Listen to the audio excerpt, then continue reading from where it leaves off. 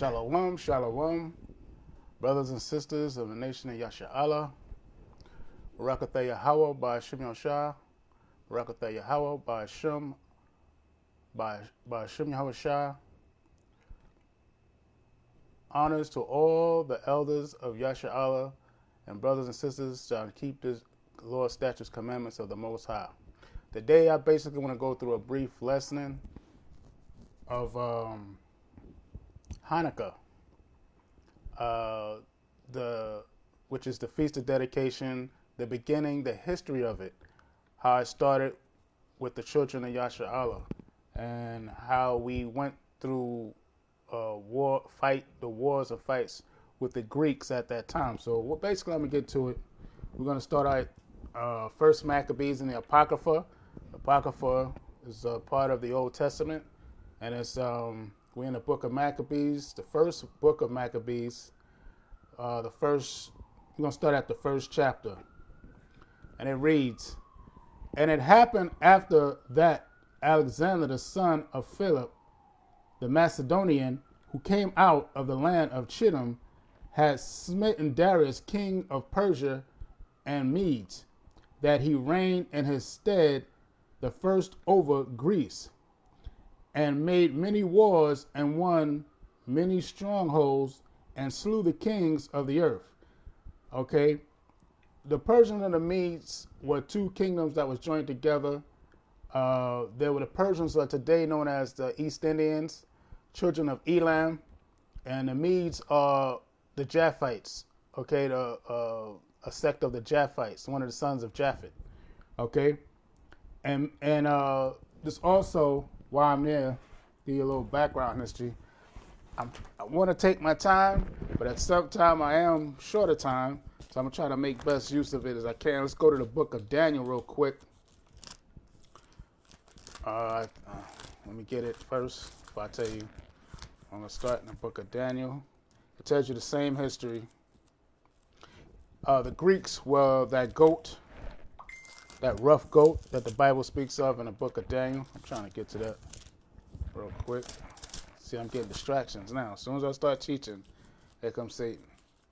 Distractions. Phone distractions. But let me get to the book of Daniel real quick. Okay, Daniel. All right. It starts at, I think it's this, 7th chapter.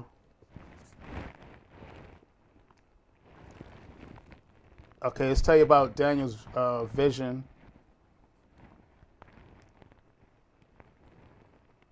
Right, and I guess we could start at 7 and let's see.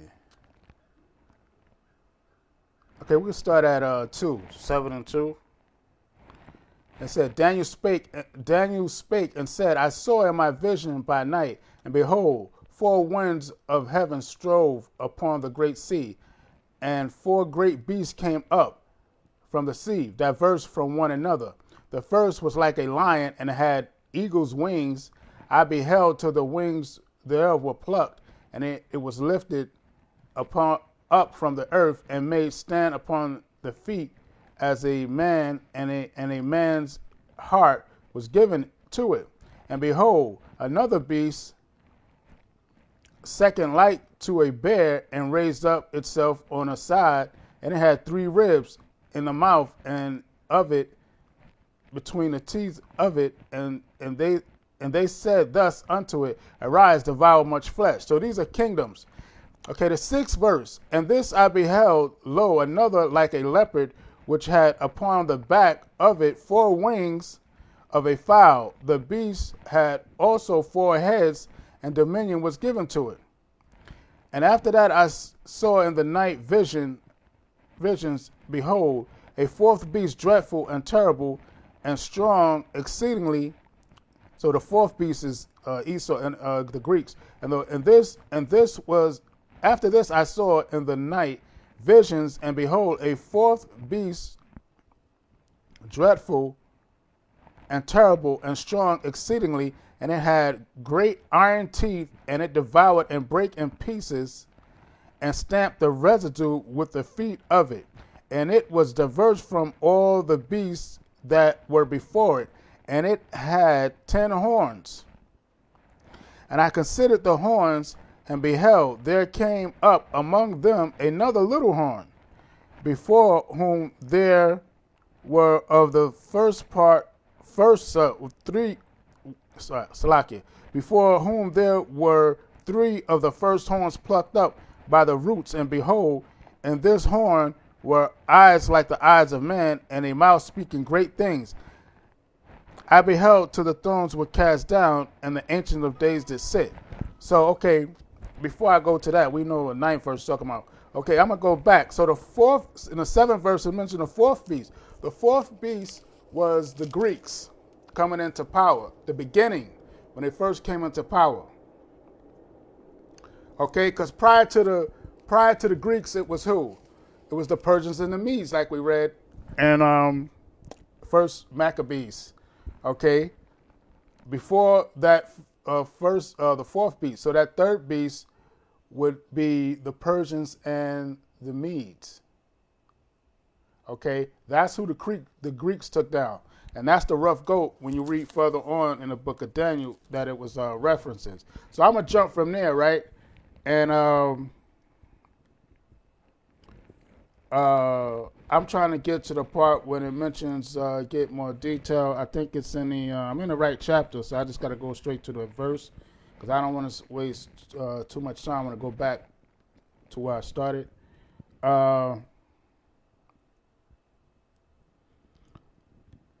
Okay, I gotta go. Okay, I gotta go back. I see. Okay, it says.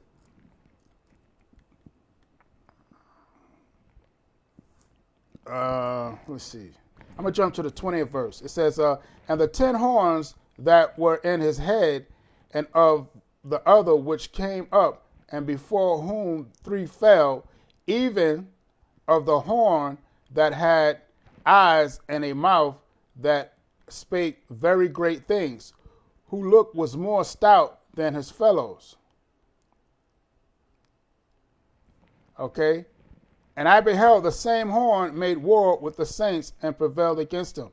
So it's telling you that in the 20th verse, it said, and the 10 horns that were in his head, and of the other which came up before whom 3 fell, even of that horn that had eyes and a mouth that spake great things, whose like was more stout than his fellows. Right, so it's showing you, going back, okay, and go back, I got to go up, so actually I got to go back to 7. Yeah, so it's telling you in the 7th chapter, right, in the 3rd verse, there was basically kingdoms. I mentioned before the Greeks, it was who? The Persian and the Medes. That came right behind, that came before the Greeks, right? So the Greeks, they went conquering. And we're going to read more of the history because it gives in detail in the first book of Maccabees. So I'm going to go back there, right? Because this is where I want to start. And the reason why I want to start from there, I'm just giving you a little background history. Because prior to there was other kingdoms, dark nations, prior to the Persians, there was other, like the Babylonians, and then before them, now after it was the Persian and Medes. Prior to them, I guess it was the Syrians, and then it goes to the Babylonians prior to them. So, which were Hamites. But the Persians and Medes. Let's go back to first book of Maccabees, because I don't that would take me out, further out of going further after who came after the Greeks. We all know. Came out of there, the Romans and so forth, okay, which is America's extension of Rome. So the same people, Edomites, okay, for you to understand, Caucasian people, okay. Let's go back where I started at, and what was that? I'm gonna start over again. The 2nd verse, First Maccabees, 2nd verse, "And made many wars and won many strongholds, and slew the kings of the earth, and went through to the ends of the earth and took spoils of many nations, so much that the earth was quiet before him, whereupon he was exalted and his heart was lifted up. And he gathered a mighty strong host and ruled over countries and nations and kings who became tributaries unto him. And after these things he fell sick and perceived that he should die. This is Alexander the Greek, the Macedonian, like it started in the first verse. It's talking about Alexander the Greek, history. So now it's to let you know it's talking about Caucasian people. Their beginnings, okay? All right, so, and this also coincide, it's two times they, when the scriptures say Job 9, say the earth was, Job 9:24, the earth was given into the hand of the wicked, okay? I don't got to go to it. Y'all can go to it. It's Job 9:24. This is their first beginnings, right? So we're going to read on. 6th verse. Wherefore he called his servants such as were honorable and had been brought up with him from his youth, and parted his kingdom among them while he was yet alive. So before Alexander the Freak died, because he was an abomination, he was a sodomite, child molester, he did everything unlawful, unclean, and had sex with animals, you name it. That's what that movie Caligula was about. It was about their history. So he died of some disease, okay? And before he died, divided up his kingdom with his friends he grew up with, basically. Okay, like the scripture says. 7th verse. So Alexander reigned 12 years, then died, and his servants bare rule every one in his place. And after his death, they all put crowns upon themselves, so did their sons after them many years, and evils were multiplied in the earth. So when a wicked come in authority, the scripture said, when a wicked bear rule, the people mourn, and that's what happened. Okay, evils were multiplied in the earth. The children of the wicked, multiplied. Evils was multiplied. 10th verse. And there came out of them a wicked root, Antiochus, surnamed Epiphanes, son of Antiochus, the king, who had been an hostage at Rome, and he reigned in the 137th year of the kingdom of the Greeks. 11th verse. In those days went there out Israel wicked men, who persuaded men, saying, let us go and make a covenant with the heathen that are round about us, for since we departed from them, we have had much sorrow. Okay, 12th verse. So this device pleased them well. Then certain of the people were so forward herein that they went to the king, who gave them license to do after the ordinances of the heathen. So they got permission from the rulers to join with them into wickedness. Like a lot of people going to do it again, okay? But I ain't going to do the MOTB. Okay, I say that. Okay, and so I'm going to continue. 14th verse.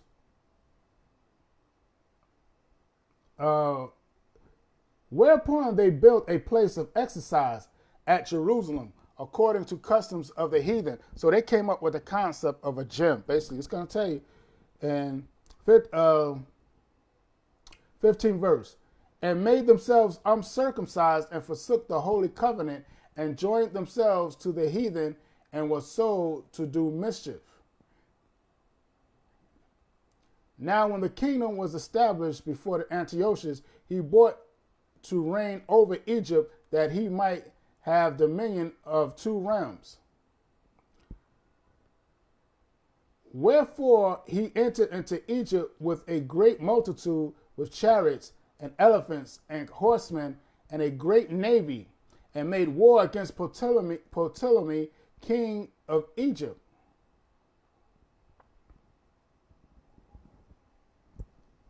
right? But Ptolemy was afraid of him and fled, and many were wounded to death. So Ptolemy didn't want no parts of Antiochus, okay? So he fled. He was a coward. And after that, Antiochus had smitten Egypt. He returned again in the 143rd year and went up against Israel and Jerusalem with a great multitude. 21st verse. And entered proudly into the sanctuary and took away the golden altar and the candlestick of light and all the vessels thereof, and the table of the shewbread and the pouring vessels and the vials and the censers of gold and the veil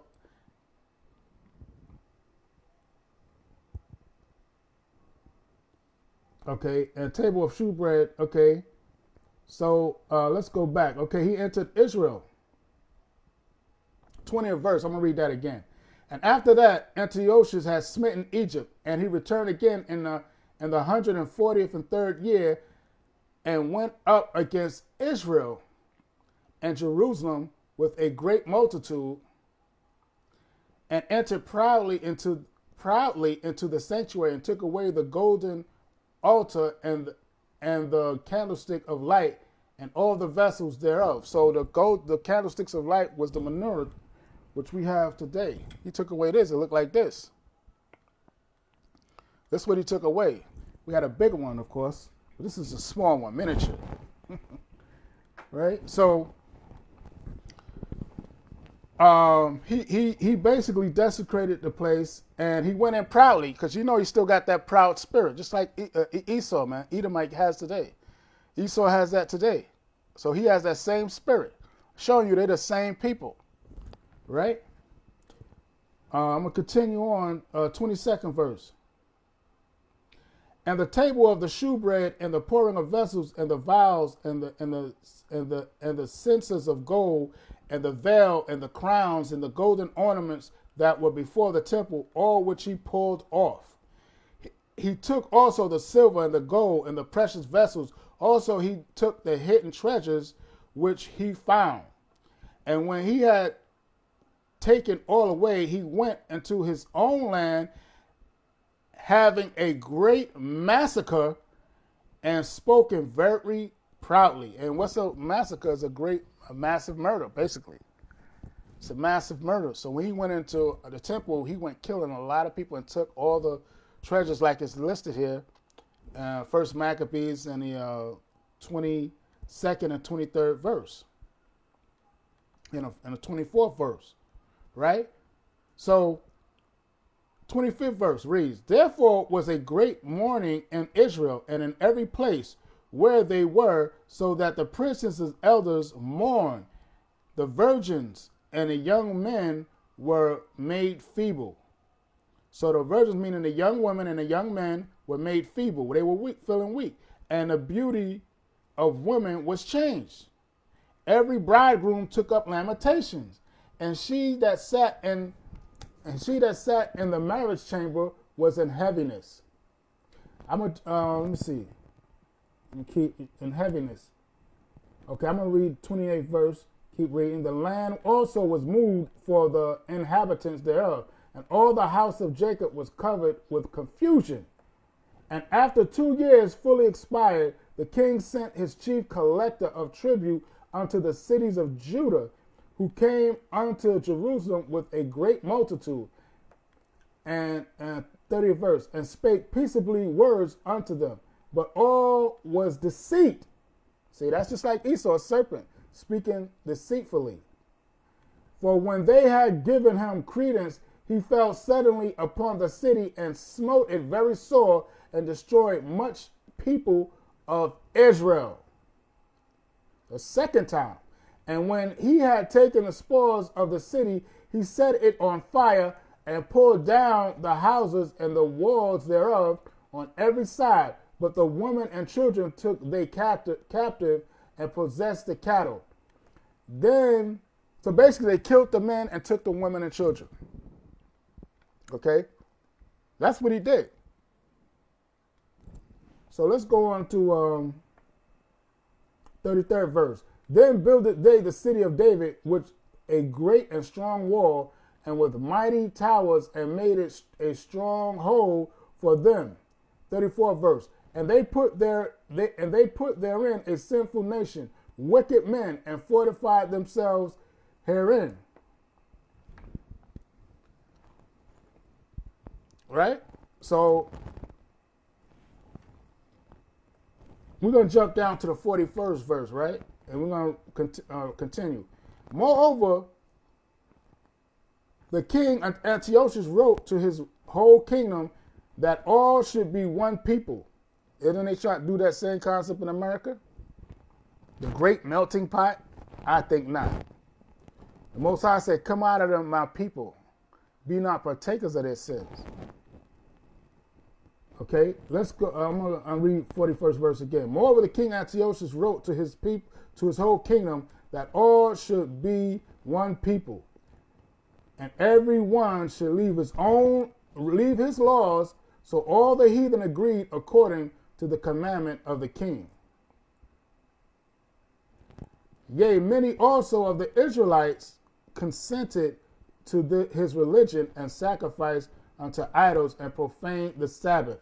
For the king had sent letters by messengers unto Jerusalem and the cities of Judah that they should follow the strange laws of the land. I must pause right there. The same thing is what they're trying to do now, called the New World Order. Okay, we basically in the book of Revelation, and it's a history repeats itself, as they say.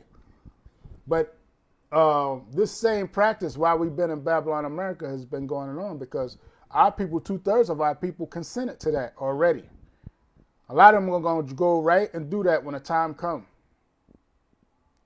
Because we live in Bible prophecy. It's okay.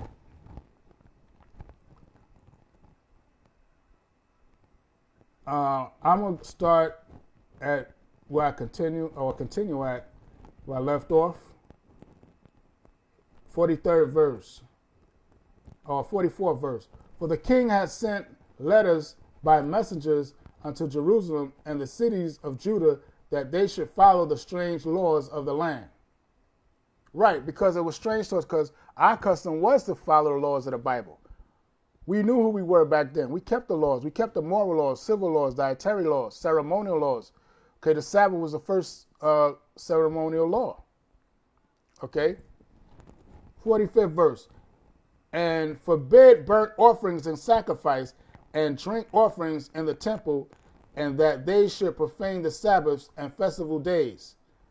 Right, he told them to go transgress and go against your own heritage. Don't keep those laws. That's basically the decree they gave. Okay, and then this is synonymous in America today, man. They do it through policy. Okay, and but a lot of our people are already doing that, man. 2/3 of our people are already doing that. Okay, now because the burnt offerings and sacrifice we did. This is prior to Yahushua coming. This is before Yahushua time. This is like in 143 BC. Okay. 46th verse. But it's in BC time, okay? 46th verse. And pollute the sanctuary and holy people. Right? And 47th verse. Set up altars and groves and chapels of idols and sacrifice swine's flesh and unclean beasts.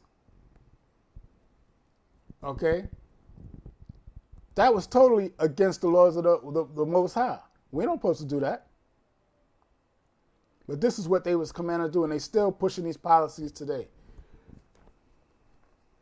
Even though a lot of our people don't follow it today, but a remnant does.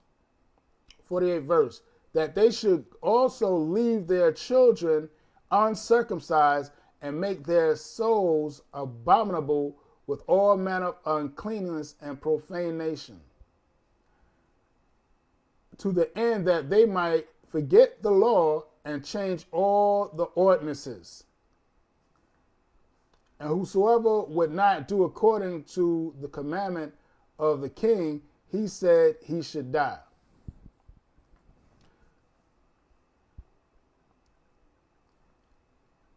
In the selfsame manner wrote he to his whole kingdom, and appointed overseers over all the people, commanding the cities of Judah to sacrifice city by city.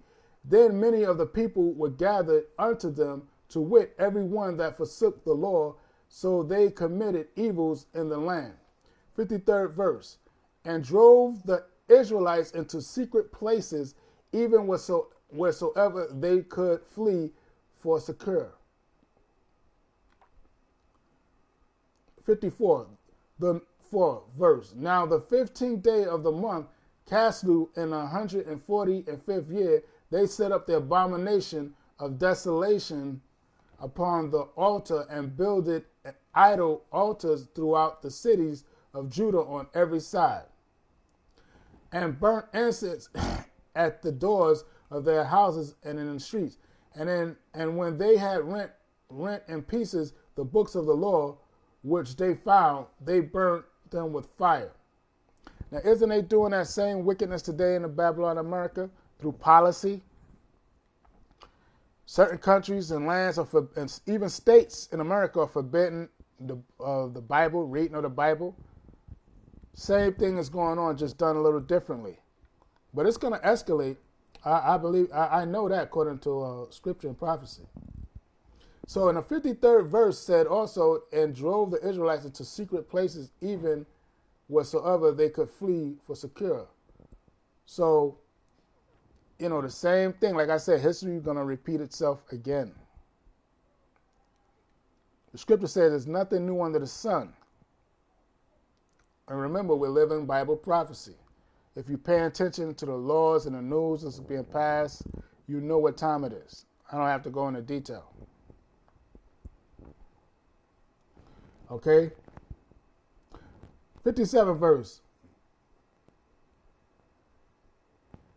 And whatsoever was found with any the book of the testament, or if any consented to the law, the king's commandment was that they should be put to death. See?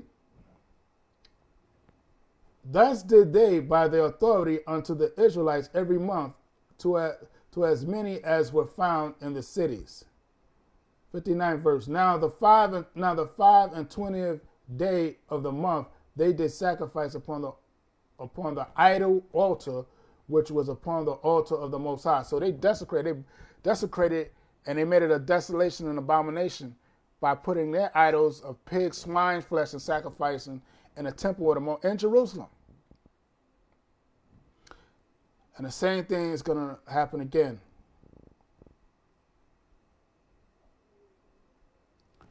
Okay, I'm going to read down. 60th verse. At which time, according to the commandment, they put to death certain women that had caused their children to be circumcised. So these women was put to death for circumcising their children. That's the law of the Bible. On the 8th day, the child was supposed to be circumcised. Okay, you can go in the Bible and read those laws in Genesis. The first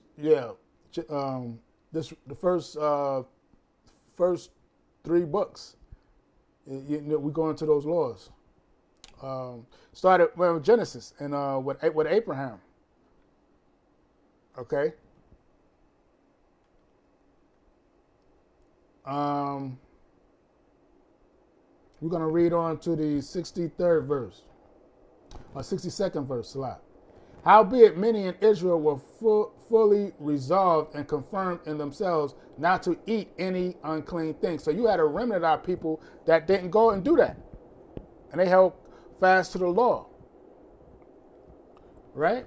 64th verse. 63rd verse. Wherefore they chose rather to die, that they might not be defiled with meats, and that they might not profane the holy covenant. So then they died. And there was great wrath upon Israel. All right, I'm going to go from there. We're going to read the second.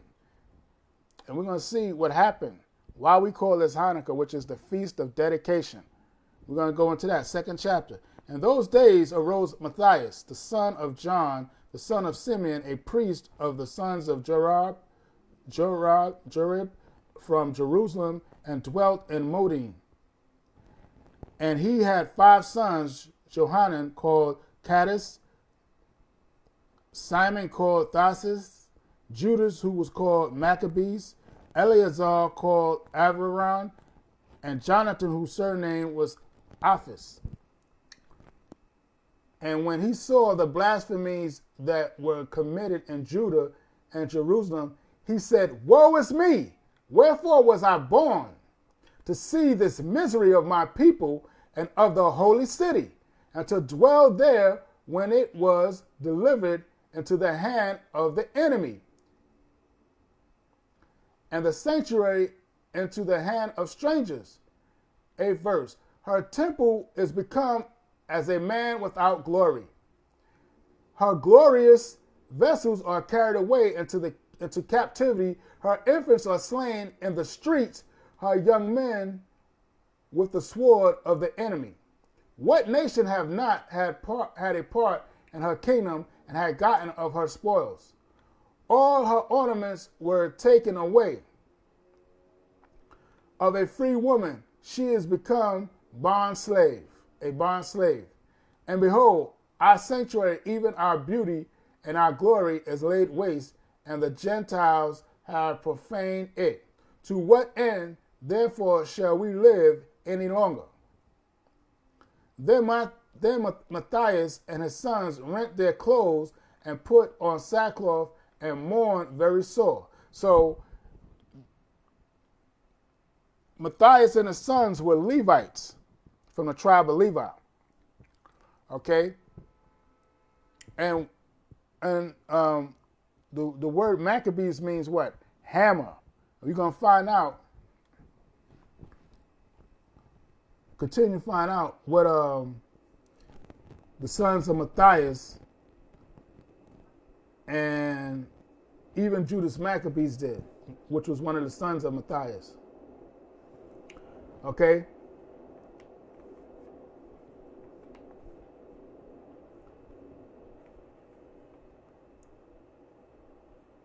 So I stopped at the 13th verse, I think, or the 12th. 12th verse. And behold, our sanctuary, even our beauty and our glory, is laid waste, and the Gentiles have profaned it. To what end, therefore, shall we live any longer? Then Matthias and his sons rent their clothes and put on sackcloth and mourned very sore.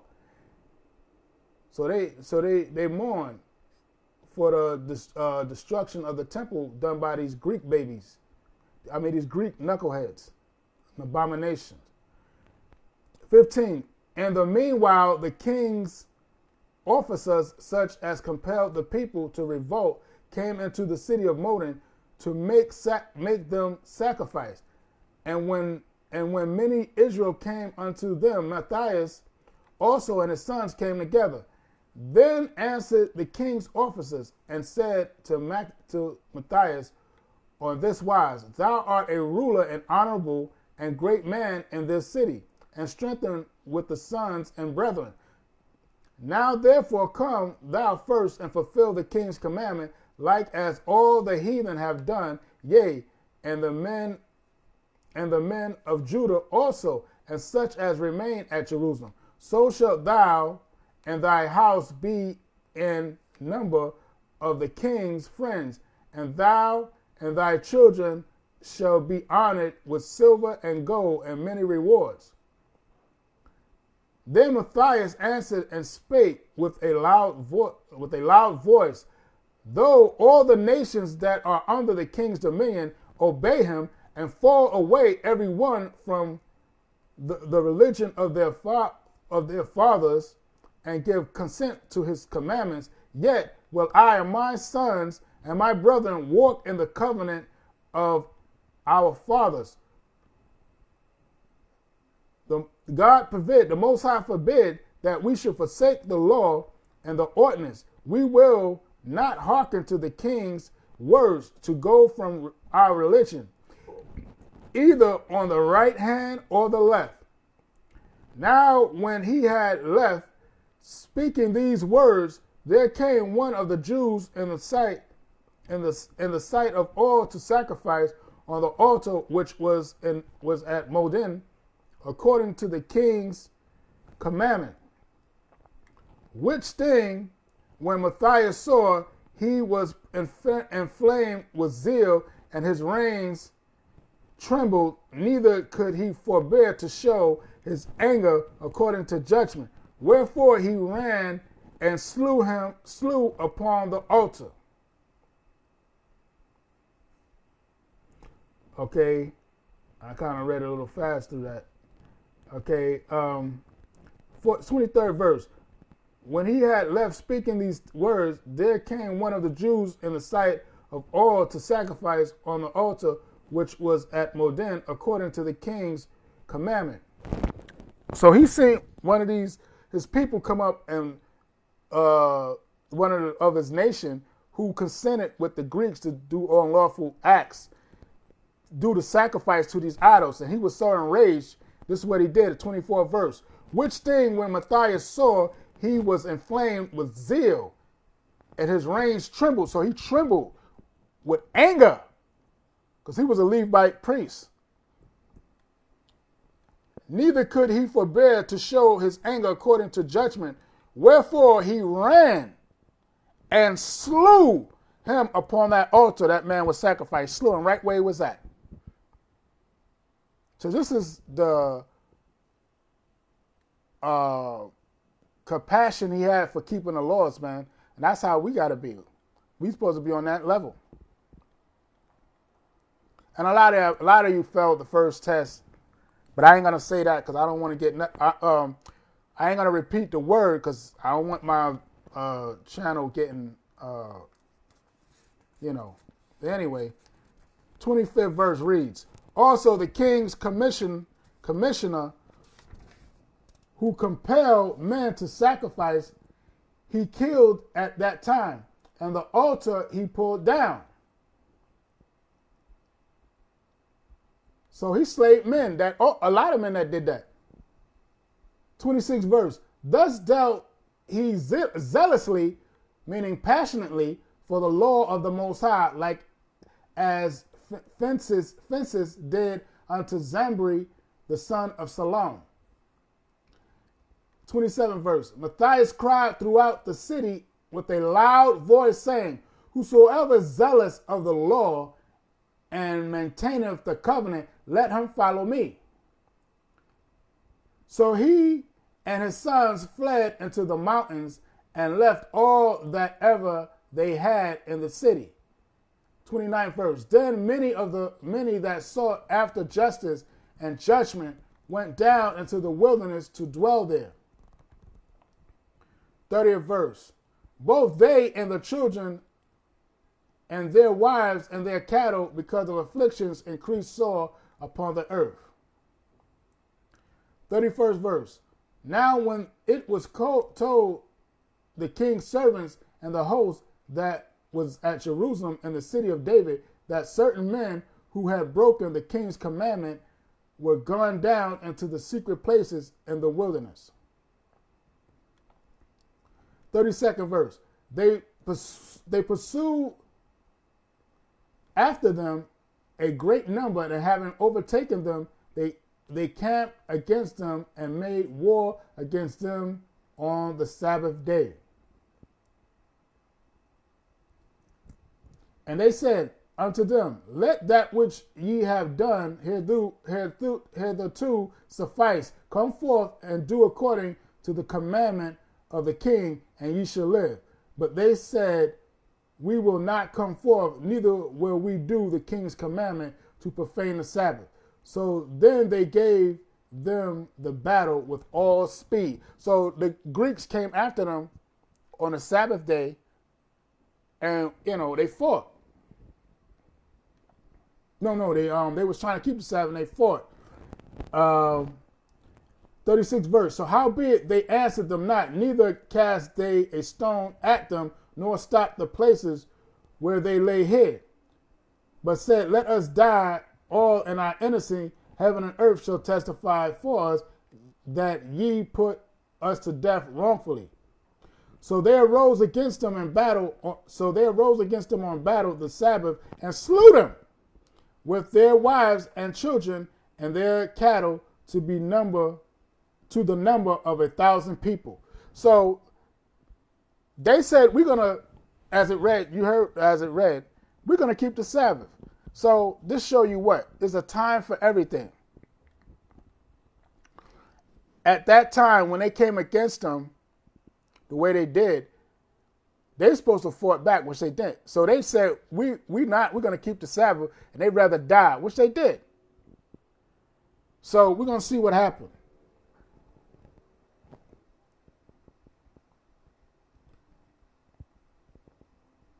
So they 38 verse, they got killed. 38 verse, they were slaughtered.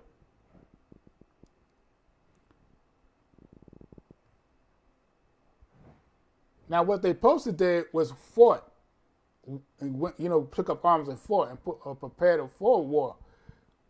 But they'd rather die, and but that's what happened. But that's not what you do in war. When a war is on, you're supposed to protect your family and your nation. And they chose to go out that way. Okay?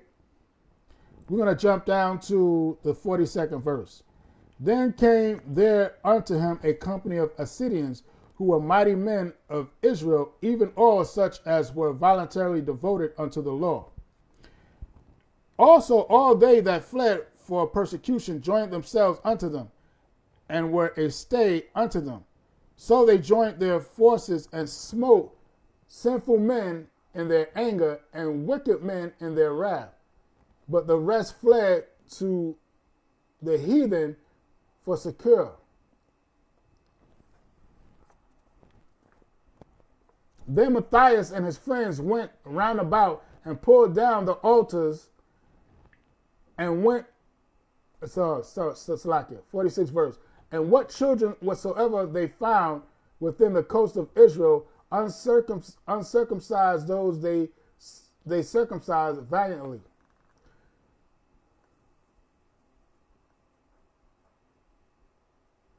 They pursued also after the proud men, and the work prospered in their hand. So they recovered the law out of the hand of the Gentiles and out of the hand of the kings. Neither suffered they the sinner to triumph. Now when the time drew near that Matthias should die, he said unto his sons, now have pride and rebuke gotten strength in the time of destruction and the wrath of indignation. Now therefore, my sons, be ye zealous for the law, and give your lives for the covenant of your fathers. Call to remembrance what acts our fathers did in their time, so shall you receive great honor and everlasting name. Was not Abraham found faithful in the temptation, and it was imputed unto him for righteousness? Joseph, in the time of distress, kept the commandment and was made Lord of Egypt. 54th verse. Phinehas, our father, in being zealous and fervent, obtained the covenant of an everlasting priesthood. 55. Jesus, for fulfilling the word, was made a judge in Israel. Caleb, for bearing witness before the congregation, received the heritage of the land. David, for being merciful, possessed the throne of an everlasting kingdom. Elias, being zealous and fervent for the Lord, was taken up in heaven. So this Elias talking about Elijah.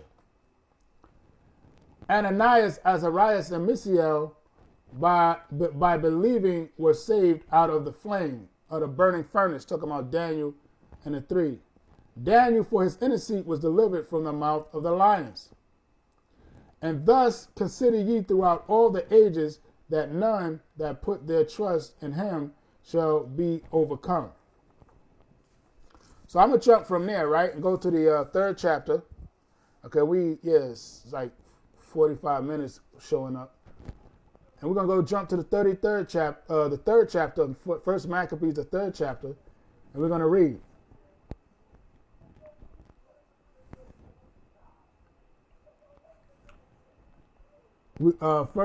First Maccabees, third chapter, in the first verse. Then his son Judas, called Maccabees, rose up in his stead. Now I'll tell you what Maccabees means: hammer. And all his brethren helped him, and so did all they that held with his father, and they fought with the cheerfulness the battle of Israel. So he got his people great honor, and put on a breastplate as a giant, and girt his warlike harness upon him. And he made battles, protecting the host with his sword. And his axe, he was like a lion, and like a lion's whelp roaring for his prey. Fifth verse, for he pursued the wicked, and sought them out, and burnt up those that vexed his people.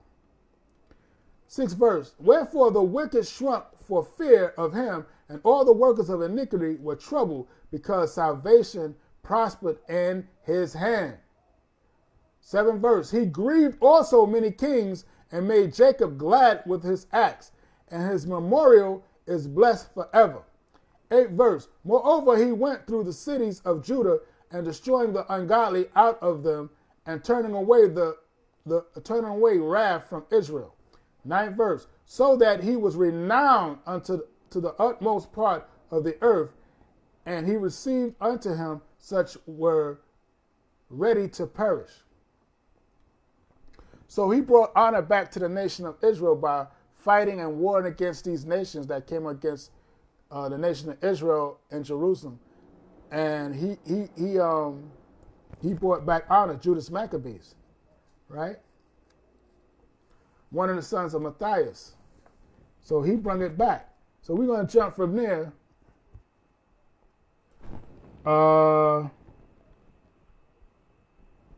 Let's see.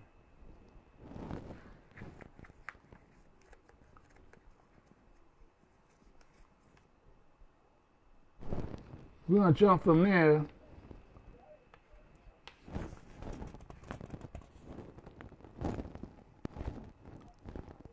We're going to jump from there to, I stopped at 9 and 10. I'm going to stop at 9. I'm going to read 10.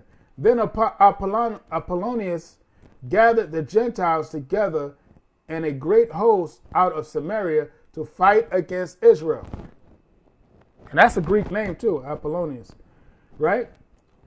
Which thing, when Judas perceived, he went forth to meet him, and so he smote him and slew him.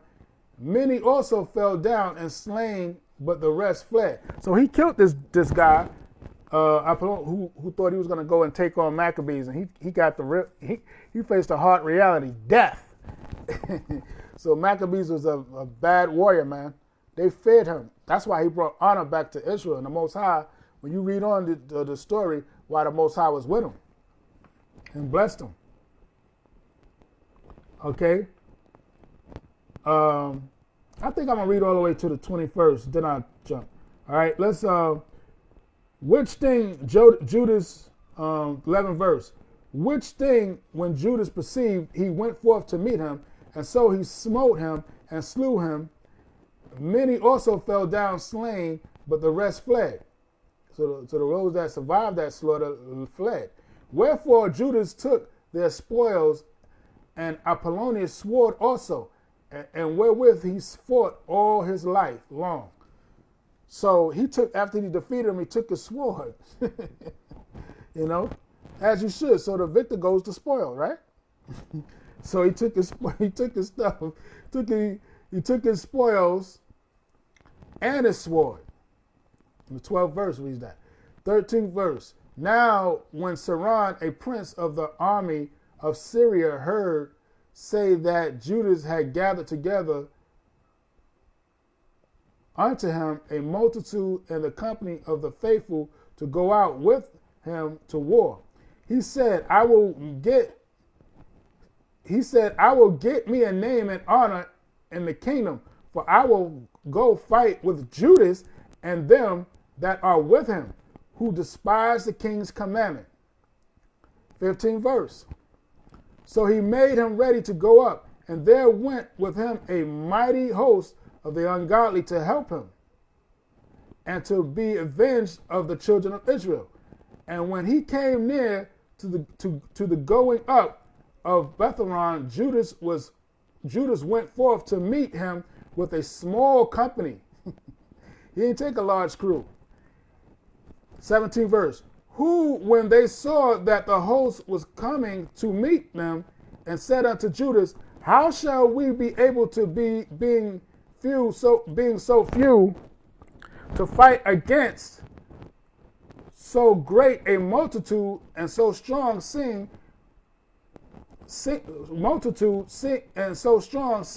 we are ready to faint with fasting all this day.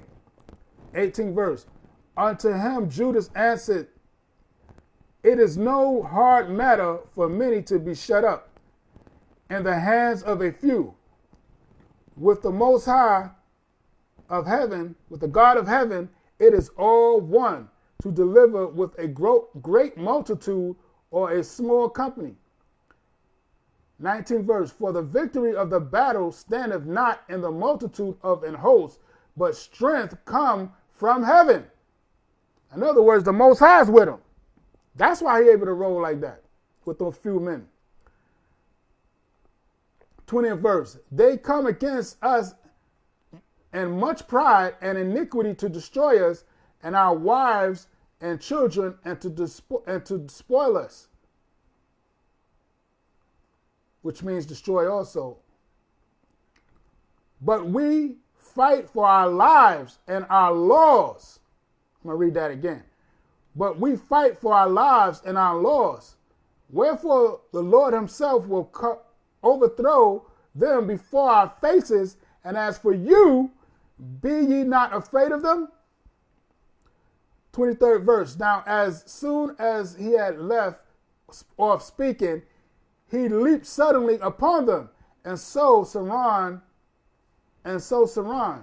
and his host was overthrown before him. And they pursued them from the going down from Betharon unto the plain where were slain about 800 men of them, and the residue fled into the land of the Philistines. Then began the fear of Judas and his brethren, and exceeding great dread to fall upon the nations round about them, insomuch as his fame came unto the king, and all the nations talked of the battles of Judas. So he was getting much victory. Him and the men, he slayed 800 men. Okay? He was getting much more honor and more victory. With who? Because why? He had the Most High on his side. That's why he was able to roll. Okay? Like that. And them angels was helping him fight too. 27th verse. Now when the king of Antiochus heard these things, he was full of indignation, meaning very angry. Wherefore he sent and gathered together all the forces of his realm, even a very strong army. He opened also his treasures and gave his soldiers pay for a year, and commanded them to be ready whensoever he should need them. 29th verse. Nevertheless, he saw that the money for his treasures failed, and that the tributes in the country were small, because of the dissension and the plague which he had brought upon the land, and taken away the laws which had been of old time. He feared that he should not be able to bear the charges any longer, nor to have such gifts, or to give liberally as he had did before, for he had abounded above the kings that were before him. Okay?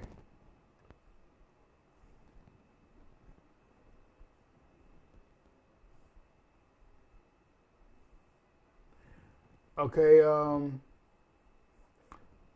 we're going to continue reading 31st verse. Wherefore, being greatly perplexed in his mind, he determined to go into Persia, there to take tributes of the countries and to gather much money. So he left. Lysias, a nobleman and one of the blood royal, to oversee the affairs of the king from the river Euphrates unto the borders of Egypt, and to bring up his son Antiochus until he came again. Moreover, he delivered unto him half of his forces and the elephants, and gave him charge of all things that he would have done, as also concerning them that dwelt in Judah and Jerusalem. All right? So we're going to go from there.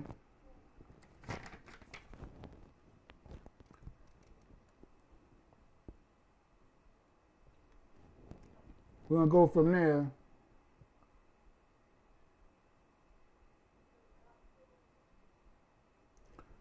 We're going to go from there. Jump from there to the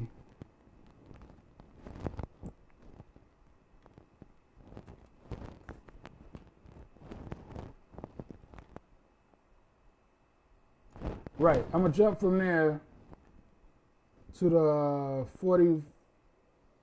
42nd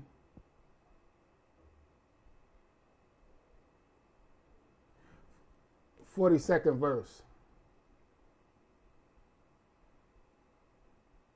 Now I'm going to read the 41st verse. I'm going to start from the 41st verse. First Maccabees 3 and 41.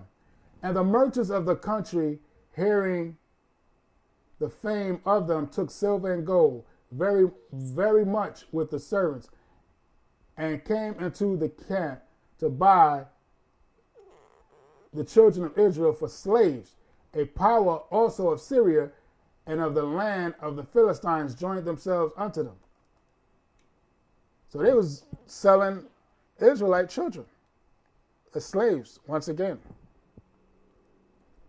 This was the, once again. Because Israel went from captivity to captivity. So we was like the pawns in the middle of this war, as far as the kingdoms ruling. Because the Greeks came in and did the same those before them. Okay, so I'm going to keep reading the 41st verse again. And the merchants of the country, hearing the fame of them, took silver and gold very much with servants, and came into the camp to buy the children of Israel for slaves. A power also of Syria and of the land of the Philistines joined themselves unto them. So them Africans joined themselves with the other nations of Syria. Now when Judas and his brethren saw that the misery were multiplied, and that the forces did encamp themselves in their borders, for they knew how the king had given commandment to destroy the people and utterly abolish them. They want to get rid of us, man. Wipe us out from the face of the earth, man. And that same hatred is in Esau today. Ezekiel 35 and 5 tells you that. Perpetual hatred. Perpetual means forever, man. That's what Genesis 25th chapter was about, Esau and Jacob. Nothing's changed. So, 43rd verse reads, Then said one to another, Let us restore the decayed estate of our people, and let us fight for our people and the sanctuary. Then was the congregation gathered together, that they might be ready for battle, and that they might pray and ask mercy and compassion.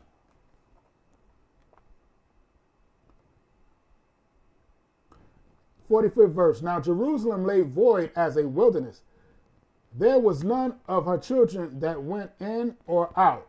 The sanctuary also was trodden down, and aliens kept the stronghold. The heathen had their habitation in that place, and joy was taken from Jacob, and the pipe with the harp ceased."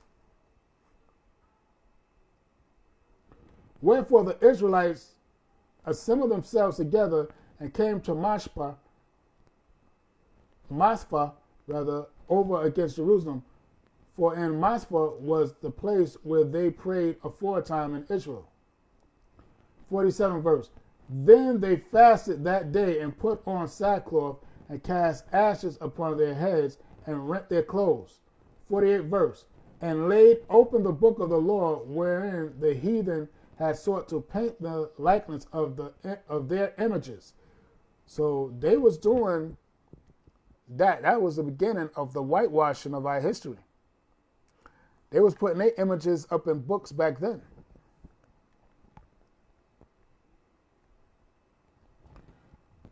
'49th verse. They bought also the priest's garments and the first fruits and the tithes and the Nazarites they stirred up, who had accomplished their days. Then cried they with a loud voice toward heaven, saying, What shall we do with these, and whither shall we carry them away? For thy sanctuary is trodden down and profaned, and thy priests are in heaviness and brought low.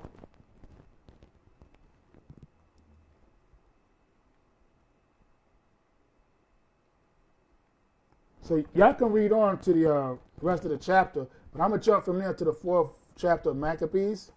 I know I read a lot in 1st and 2nd. So, but I'm going to jump from there.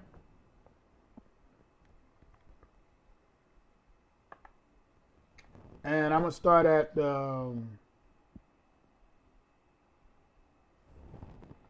1st Maccabees, 4th chapter, and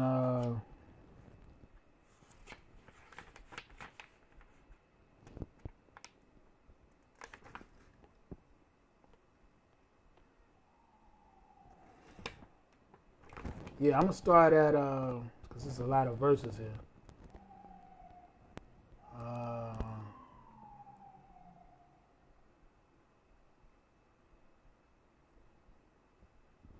I'm trying to find a part where,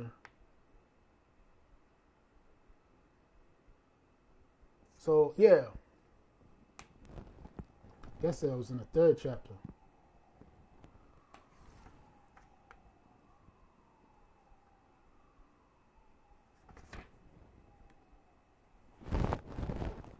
But you know what? Y'all can read the 4th chapter on your own,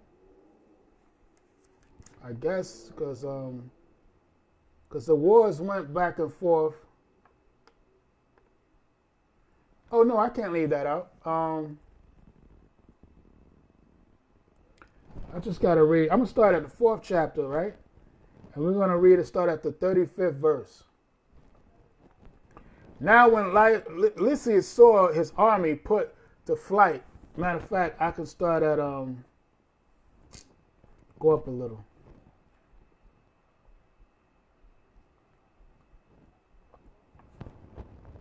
Because it started, y'all can read the beginning part on your own, because it starts where they had to fight another war, and this is where they fought against these Greeks again. I'm gonna start at the 30th verse. No, I'm gonna start at the 28th verse. 3rd chapter of 1st Maccabees and 28th verse. The next year, therefore, following Lysias, gathered together 70,000 choice men of foot, and 5,000 horsemen, that he might subdue them. So they came into Idumea and pitched their tents in Bethsura, and Judas met them with 10,000 men.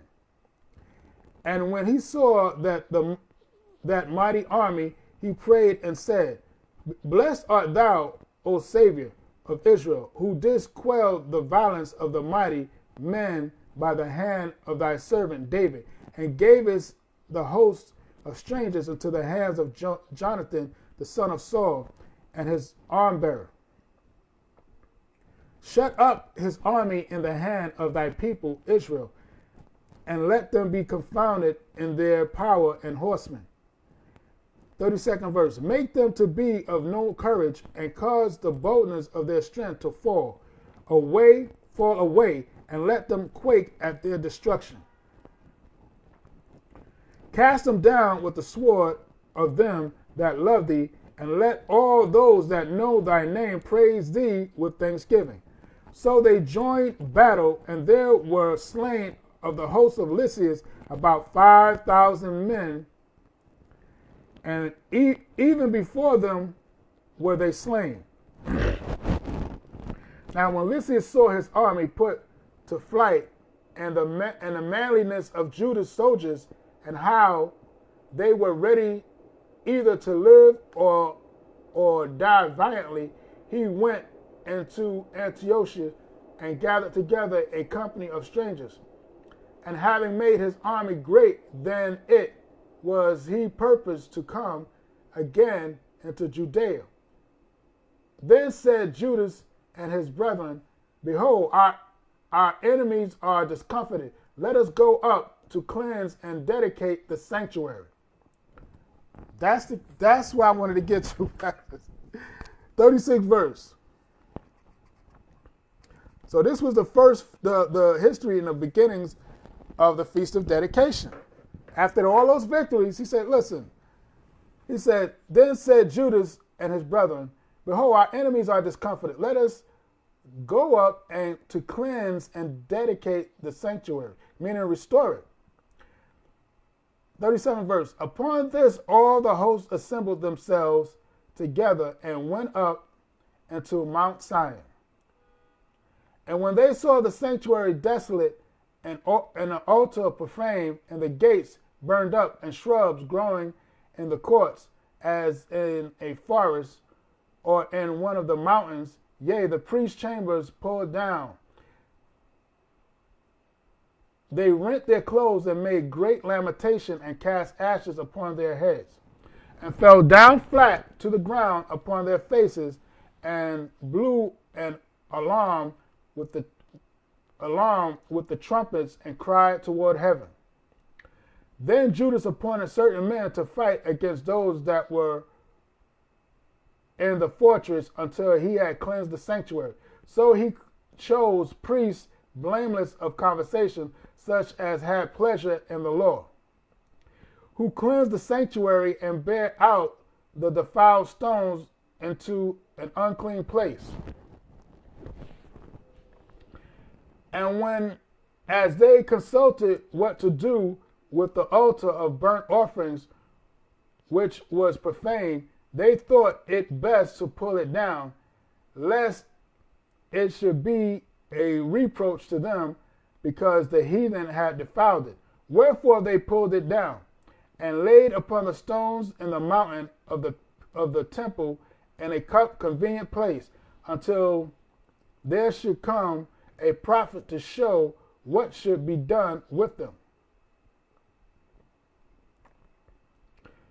Then they took whole stones according to the law, and built a new altar according to the former, and made up the sanctuary and the things that were within the temple, and hollowed the courts. They made also new holy vessels, and into the temple they brought the candlestick and the altar of burnt offerings and of incense, and the table, and upon the altar they burnt incense, and the lamps that were upon the candlestick they lighted, that they might give light in the temple. Furthermore, they set loaves upon the table, and spread out the veils, and finished all the works which they had begun to make. Now on the 25th day of the 9th month, which is called the month Caslu, in the 148th year, they rose up betimes in the morning, and offered sacrifice according to the law upon the law, sacrifice in the morning of, and they rose betimes in the morning, and offered sacrifice according to the law upon the new altar of burnt offerings. 54th verse. Look at what time and what day the heathen had profaned it, even in that was it dedicated with songs and citrons and harps and cymbals. So this supposed to be a celebration and a festive time, the whole 8 days. Then all the people fell upon their faces, worshiping and praising the Most High of heaven, who had given them good success. And so they kept the dedication of the altar 8 days, and offered burnt offerings with gladness, and sacrificed the sacrifice of deliverance and praise. They decked also the forefront of the temple with crowns of gold and with shields, and the gates and the chambers they renewed, and hanged doors upon them. Thus was there very great gladness among the people, for that the reproach of the heathen was put away. 59th verse. Moreover, Judas and his brethren, with the whole congregation of Israel, ordained that the days of dedication of the altar should be kept in their season from year to year by a space of 8 days, from the 25th day of the month of Caslu, with mirth and gladness. And that time also they builded up the Mount Zion with high walls and strong towers round about, lest the Gentiles should come and tread it down, as they had done before.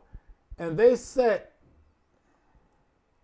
there a garrison to keep it, and fortified Bethsura to preserve it, that the people might have defense against Idumea. So they secured it. They secured the area with garrisons. So they prepared for war next time. So that what happened in the beginning ain't gonna happen. They just roll up on them. Nah, they're gonna be prepared this time. So, but it was a time, this is where we get the 8 days of Hanukkah from. This is our history.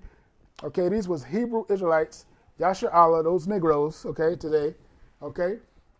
And the Greeks was Esau, the Edomites, the Caucasians. They came up against us. Okay, so, but we prevailed, all through, thanks to the Most High, by Hashem HaMashiach Awashah, and this is why we're able to keep the Feast of Dedication. And I'm going to go a quick reference in St. John, 10th chapter. Since I'm over the usual time, I'm going to go, I covered a good mark, about 4 chapters, good part of the 4 chapters, right? And I'm going to go a quick where this was mentioned. 1 John 10,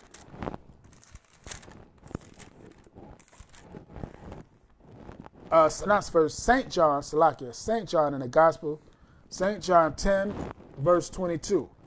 And it was at Jerusalem, the feast of dedication, and it was winter. 23rd verse. And Yahushua walked in the temple and Solomon's porch.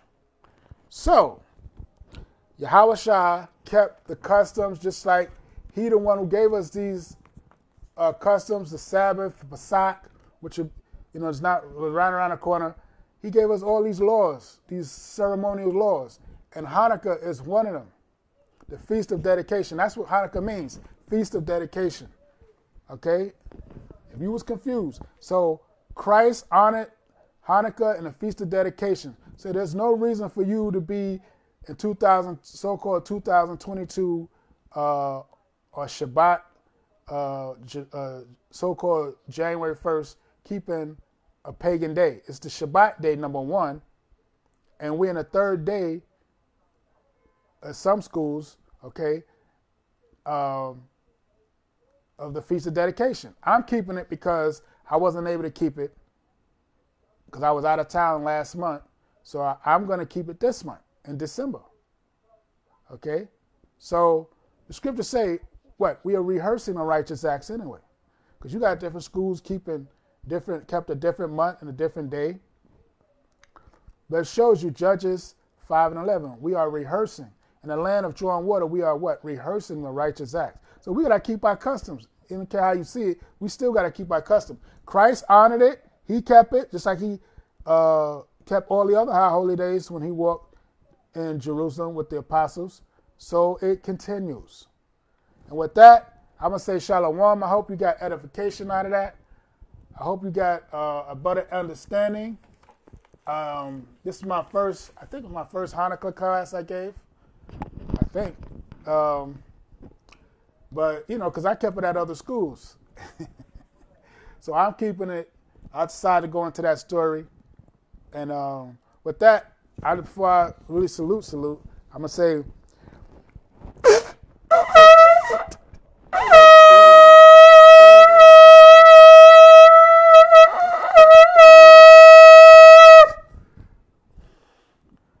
Shalom